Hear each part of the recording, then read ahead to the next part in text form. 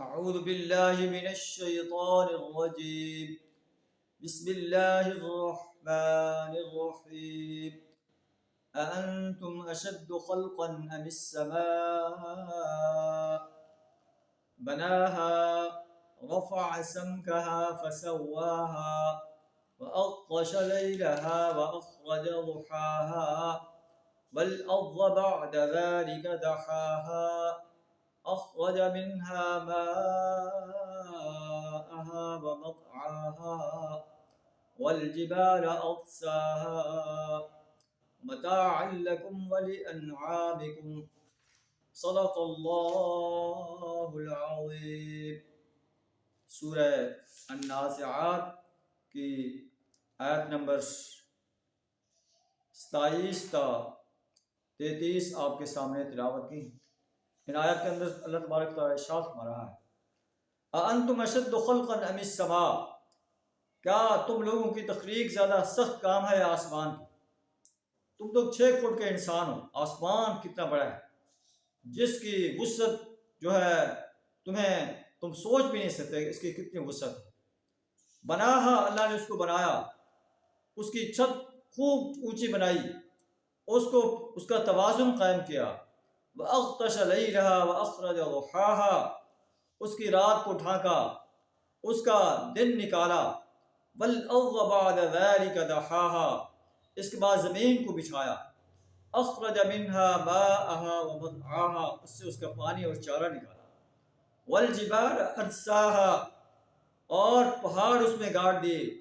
مَتَاعًا لَكُمْ وَلِأَنْعَامِكُمْ، جو تمہارے لیے بھی اور تمہارے مویشیوں کے لیے بھی سامان زیست ہیں. کیا تمہیں پیدا کرنا مشکل ہے یا آسمان کو زمین کو پیدا کرنا مشکل ہے؟ آسمان کو جو ہے اللہ نے بلند کیا، زمین کو بچھا دیا اور آسمان سے پانی برسا کر زمین کو سرسبز و شاداب بنا دیا، جو تمہارے لیے تمہارے مویشیوں کے لیے چارے کا سامان ہے.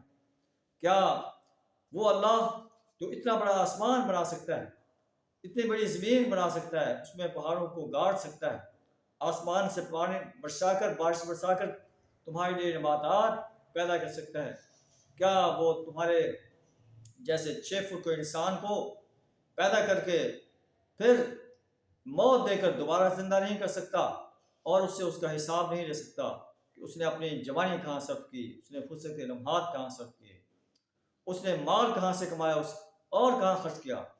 اسے جو مقصد حیات دیا گیا تھا کہ کنتم خیر امۃ اخرجت للناس، تم ایک بہترین امت ہو، تمہیں دنیا کے انسانوں کے لیے میدان عمل میں لایا گیا ہے کہ تأمرون بالمعروف وتنہون عن المنکر، تم نے نیکی کا آرڈر کرنا ہے، برائی سے روکنا ہے. وتؤمنون باللہ، اللہ پر ایمان لانا ہے. کیا وہ اس سے اس کے مقصد حیات کا حساب نہیں لے سکتا؟ کیوں نہیں لے سکتا؟ آئیے ہم بھی اپنے گریبان میں جھانک کر دیکھیں کہ ہم بحیثیت انسان، بحیثیت مسلم جو ہماری ذمہ داری ہے، ہم اس ذمہ داری کو کس حد تک ادا کر رہے ہیں اور کس حد تک اس ذمہ داری کو ادا کرنے سے کوتاہی برت رہے ہیں. اللہ سے دعا کر ہمیں اپنی اور اپنے پیارے رسول صلی اللہ علیہ وسلم کی زندگی کے ہر شعبے میں اطاعت کرنے کی توفیق عطا فرمائے. وآخر دعوانا الحمد للہ رب العالمین.